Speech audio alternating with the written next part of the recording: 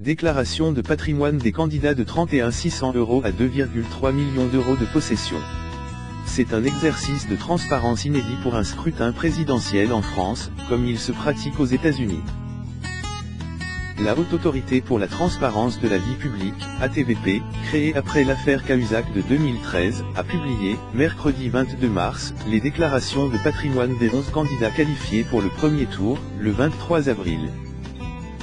Il s'agit d'une photographie précise de ce que ceux-ci possèdent, biens immobiliers, comptes bancaires, parts de société, voitures, etc. Prise à la date du 1er janvier 2017. Si le législateur n'a pas prévu de contrôle sur les déclarations des candidats à la présidentielle, ces déclarations faites sur l'honneur engagent toutefois leurs signataires. L'objectif n'est pas tant de mesurer leur richesse, que de connaître les liens financiers, et donc les éventuels liens d'intérêt des prétendants à l'Élysée. L'ensemble des déclarations sera en ligne jusqu'au résultat du premier tour, puis il ne restera que celle des deux finalistes. Le spectre des situations patrimoniales est large, s'étageant de 31 600 € pour Philippe Poutou à 2,3 millions d'euros pour Nicolas Dupont-Aignan.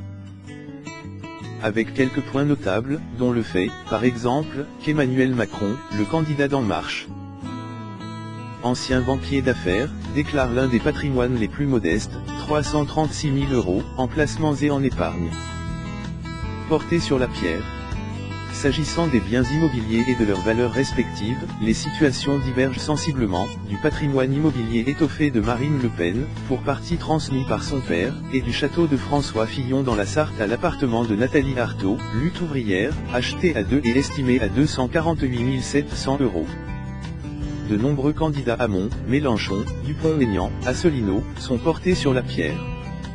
Ainsi, Benoît Hamon a acquis 2 appartements, l'un de 108 m², en 2016, pour 700 000 €, l'autre de 62 m², 10 ans plus tôt, pour 112 000 €. Au total, le candidat du Parti Socialiste annonce un patrimoine de 461 000 €.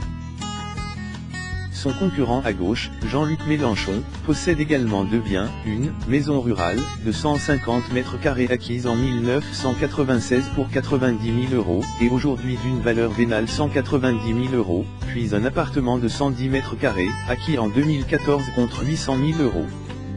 Le candidat de la France Insoumise déclare donc 1,1 million d'euros de patrimoine. Nicolas